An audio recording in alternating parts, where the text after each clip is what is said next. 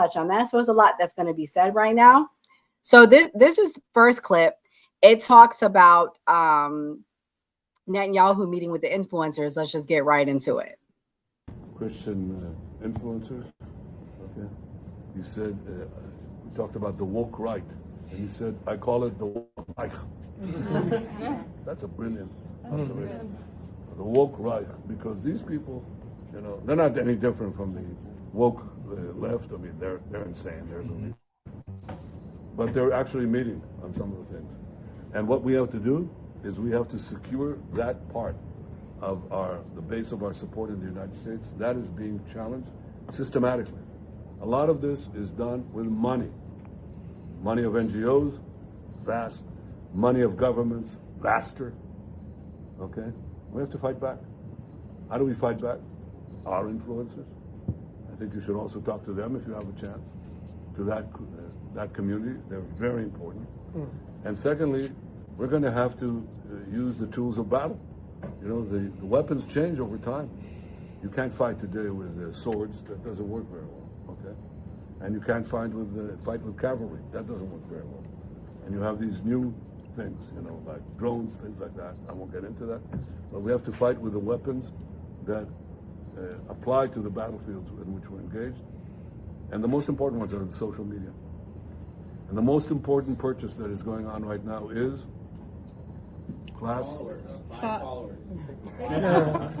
TikTok. TikTok, number one. And I hope it goes through because it can be consequential. And the other one, what's the other one that's most important? X. Exactly. Very good. And, you know, so we have to talk to Elon. He's not an enemy. He's a friend. We should talk to him. Now, if we can get those two things, we get a lot. And I could go on other things, but that's not the point right now. We have to fight the fight, okay? To give direction to the Jewish people and give direction to our non-Jewish friends or those who could be our Jewish our friends. Are we going to succeed with everyone? No. Will there be a strong counterpoint? Yes. Fight the fight, Gray. So I got this article right here I'd like to show you. And Gray, I need you to hit up Netanyahu because we need this money, okay? So they're claiming, this article came out today. It's on different websites. Y'all can look it up. Israel is paying influencers $7,000 per post. You guys can see it right here. What's your thoughts, Gray? Is this the fight? Is this the way to change perception? I mean, it's not looking too good. The Gaza situation. What do you think? Well, first I want to add, a person that was there was on this show. Enzo, do you know who was on there? I wanted to guess. Can you guess? Opinionated Girl was there. Opinionated Girl. Of course. She was there with Netanyahu, her, few other people that we follow, and a lot of TikTokers there that he was talking to, and one of the guys from the Fearless group. So, I mean, it's kind of crazy. I mean, it does look bad to me that another country's paying American influencers to post stuff. I think that looks bad, but yeah, I could tell with some of the influencers that it seemed like they had been trained to debate. And I have the clip of Opinionated Girl, and then I have Enzo go next. This is that Opinionated Girl. She was on our show. I do like her. You know, she's a pretty good debater. Here she goes. Yeah. This is her talking about AIPAC. AIPAC is something that I see all the time. Number one, AIPAC is not an Israeli organization. It has no ties whatsoever to the government of Israel. It's not foreign lobbying. It's a lobbyist group that happens to be lobbying for a certain group of people, right? So AIPAC, Enzo, a lot can be said. Are there foreign lobbying groups? Should they have to file? What do you think? You know, Gaza is not the only reason why their image is poor right now. It's also this one thing about AIPAC. What do you think? Right. So from my understanding of AIPAC, I haven't really dove that deep into AIPAC, if it actually is a foreign entity, and that's why they don't have to register. That's from my knowledge of it is that they are part of the Israel state, and that's where the funding does come from. But then again, I would need to do more research on that. I've really never looked into that much. I mean, Netanyahu's sitting down with influencers. Like they're paying them to put out whatever they want to put out at this point. You have people on the left paying certain influencers to do it. You have people on the right now doing the same thing. It is what it is. I mean, I want this all out of politics and influencing and all that. I think it's ridiculous in my eyes. I don't agree with paying influencers to push anything, right or left. Never will. This clip right here, this is another podcast. They went up to Congress people and they asked them, are you being paid? What's going on? And this is their reactions. Congressman, Frankie Stocks here, Stu Peters Network, asking every member I can this question. Do you care about Israel or the United States more? No answers? How much AIPAC money are you guys taking? Congressman McGuire, I know you criticized your predecessor for not being supportive enough of Israel. How much Israel money did you take?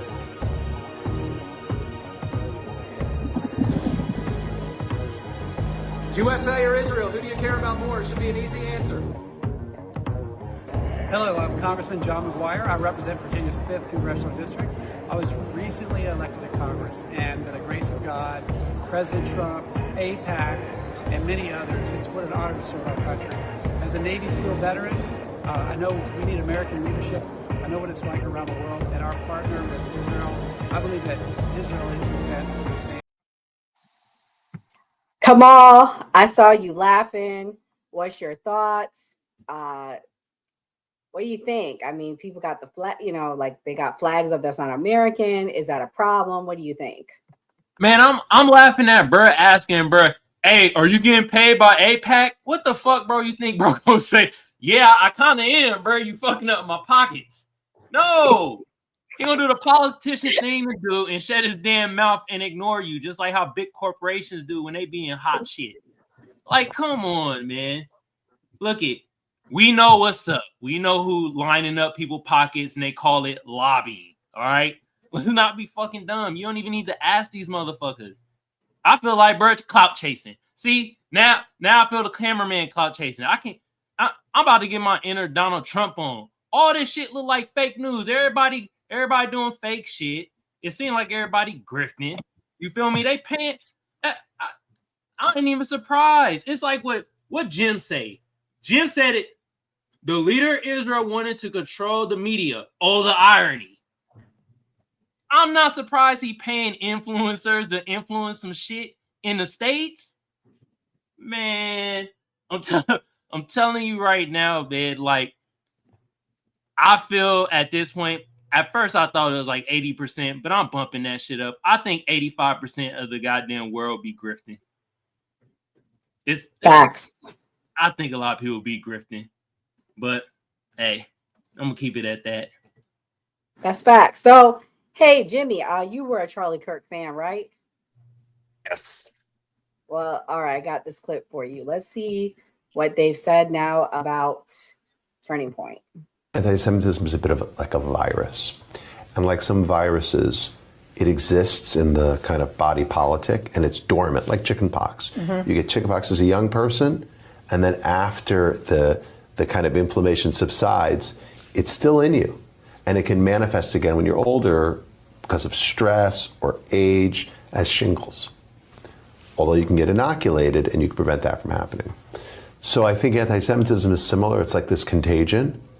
It's as old as time, right? We face it for thousands of years. First it was, after the death of Christ, there were these accusations that the Jews killed Christ and that the Jews weren't a real religion because we didn't accept Christ and then we didn't accept Muhammad. So you have this, the Jewish religion isn't legitimate, and that was the basis for the Crusades, which is at Tish B'Av, which, remembers the expulsion. We had inquisitions. We had all these horrible things. And then, after the Age of Reason, it was, maybe, and they realized that the sun doesn't revolve around the earth and the earth isn't flat. Then it was, maybe Judaism is okay as a religion, but it's the Jewish race that isn't legitimate. And then we saw kind of anti-Semitism metastasize into this kind of race-based form of hate, which of course exploded with the Shoah. And then after the tragedy of that, the injustice of that was exposed, people then said, well, it's not that their religion is illegitimate or their race is illegitimate. Now it's the Jewish state that's illegitimate. And we see that now in the form of anti-Zionism, which is... So where I'm going with this, and I'm going to share my screen, is the ADL, which he's the CEO of, the Anti-Defamation League, now labels Turning Point as an extremist hate group.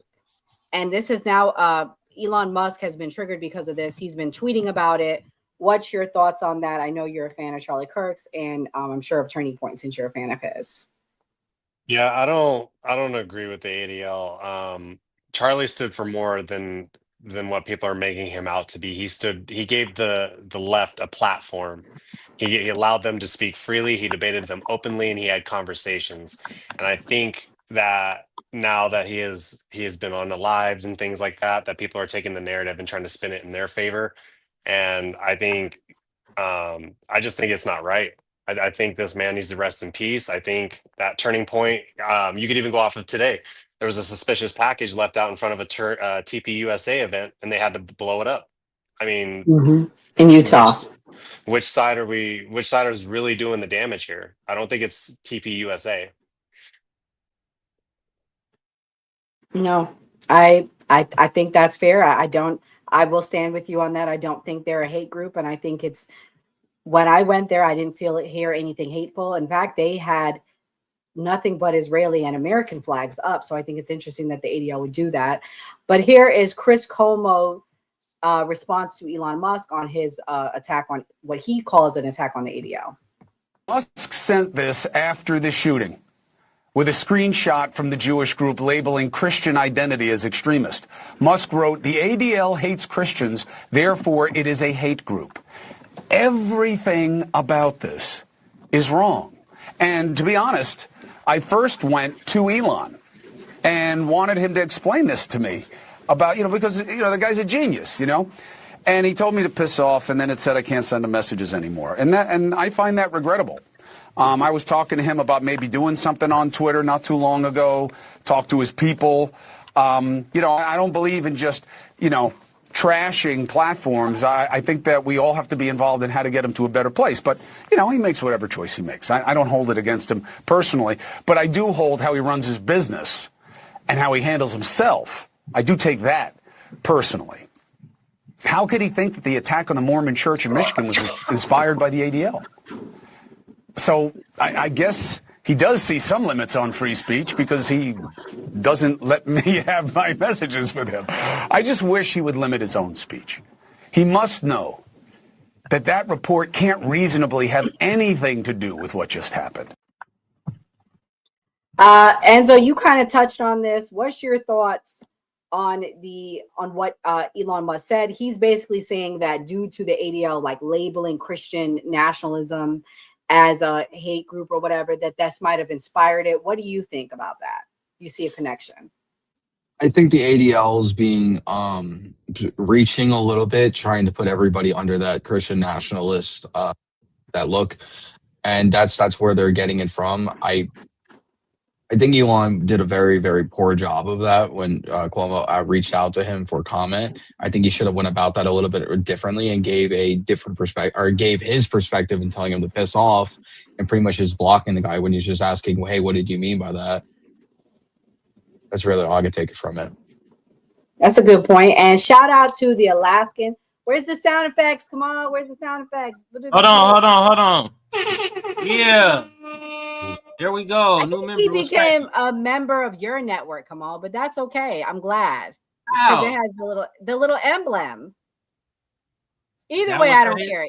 Yeah, I think so. But I'm happy we got a new member. If you guys become member on the new party page, we have exclusive footage when we went to Turning Point. We went to Turning Point. We got to see Charlie Kirk up close. Shout out to Kamal. He was our DJ that day. And we also got to see Myron Gaines up close. We got to meet him. And interestingly enough, we got to meet a group of fellas that were following Myron Gaines around. If you want to go see who that was, I'm not going to say it on here. You can see it. You got to see our experience. So please become a member. We have exclusive videos.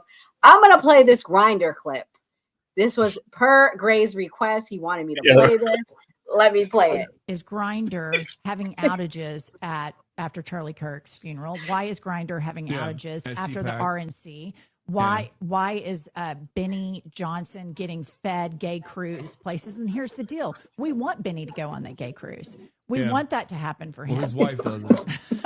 His wife, I know for a fact, his wife does not allow Benny to go on work trips by himself any longer. I mean, here's the thing. He was hanging out with other men too much, it seems. Yeah, I think I have a whole hypothesis that MAGA has a DL demon queen problem. And they think, okay, if we can make the country Christian nationalist, if we can put prayer in schools, if we can do all of these things, then maybe I won't want to go eat out. And then it's never going to fix it because they have so much shame and they live in such Puritan culture that they are trying to legislate and be the moral police out of their own sexual problems. Jesus Christ. Is this what the left talks about? Great. Y'all got nothing better to talk about but Grindr apps at funerals and Jesus Christ. I've never seen that clip, so you try to say that was me. I never seen that, but that was funny. Well, I guess, reality is stranger than fiction. It would be, if that's the case and what she's saying, that then reality is stranger than fiction is a movie called American Beauty with Kevin Spacey. If you haven't seen it, you should see it. It was about this guy, hardcore, but he was actually homosexual. So it's a movie where they talked about that type of situation with extreme homophobia. Sometimes those people have homosexual tendencies, but if you haven't seen that movie, go check it out. Oh Lord! Well, I got it. What did I walk in? You missed the best clip, bro. I don't even know what to tell you. You might need to go back. You might need to go back. But I'm about to play this clip. This is Kim Iverson. I really like her. She's pretty fair and bipartisan. This is what she had to say about the social media influencers, and then I'll let Skeptic respond before we go to the next topic. Mazel talk to Israel. They've been able to acquire TikTok. Larry Ellison is the largest single donor to the IDF, and he is going to be the largest shareholder in TikTok. This is a win for Israel. Netanyahu even said it for himself. But we have to fight with the weapons, and the most important ones are in social media. The most important purchase that is going on right now is TikTok. Number one. And I hope it goes through because it can be consequential. And the other one, what's the other one that's most important? X. So we have to talk to Elon. He's not an enemy. He's a friend. We should talk to him. Now, if we can get those two things, we get a lot. So there he is. Just the most important thing right now is the acquisition of TikTok. Larry Ellison will be the largest shareholder. The whole reason for forcing the sale was we don't trust China. Why would we trust anybody who donates large amounts of money to a foreign military? Israel, by the way, has been spending $150 million on what they call officially public diplomacy, or in Hebrew, it's called Hasbara. And apparently this is what they bought. Tell me if this has influenced you to like Israel more. You must see anti-Semites are stacking eviction notices. Jews are out here stacking up businesses. Jews control all the industries. Maybe if you spent more time taking notes from successful people, you wouldn't have to spend your nights and weekends spreading hate. You're really mad because your income is giving side hustle. Period. I just don't even understand this video. If it's supposed to make people like Jews or not like Jews. Just saying, well, you're just jealous of us. When we're watching a live stream genocide, that is what's causing the animosity, is the death of children, thousands and thousands of children. This isn't going to work. And buying TikTok isn't going to work either. Telling Elon that we're not allowed to talk about Israel anymore, that's not going to work. None of this is going to work. If that's what is going to be the now new social media campaign, now that Larry Ellison is buying TikTok and now that Israel's spending $150 million on Hasbara, if that results in, well, Jews are just better than you, and so get over it, I don't think people are going to be getting over it. Skeptic, what do you think? Why do you think there is a rise of these feelings? Is it the Gaza conflict? Is it the AIPAC? What do you think it is? Uh-oh. She's frozen. Oh, can you hear me? Yeah, maybe Skeptic, turn your camera off, Skeptic, and just be off camera.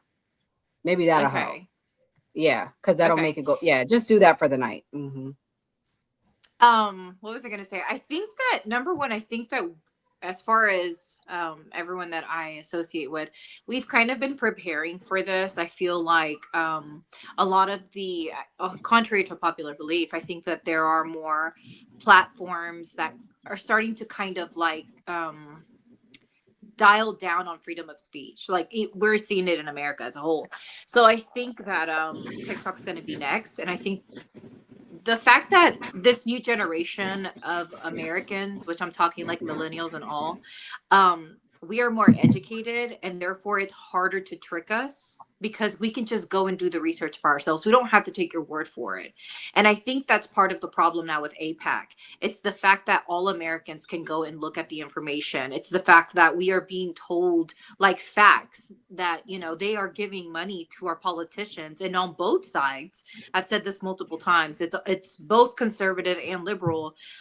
Both people are taking up for Israel. And so in reality, like Americans need to wake up to the fact that foreign countries shouldn't have this much influence on our political, you know, our the people that are in politics. So the people that hold power. So I think that, I think as a whole, number one, I think that freedom of speech is something that's under attack right now, period. And then I think that TikTok was a little bit too much of, it was allowing too much for younger people to have a voice when it came to politics. And I think they have to put a stop to that. And I will say the majority of the platforms that I do see kind of bring light to what's going on in Gaza. And so I think that that's not good for, you know, Israel. And young people are the future. That's why you're seeing these movements actually become bigger than they are. It's not just an app, but it's people coming together and giving and having money, and it's becoming like a real movement. So I think they have to put a stop to it because it's too many of us disagreeing with them. Yeah, I think this is what the one issue that can unite us, and I'll leave it at that. But we're going to switch gears here, guys. We're going to go to the Trump deal. Will Trump finally get that Nobel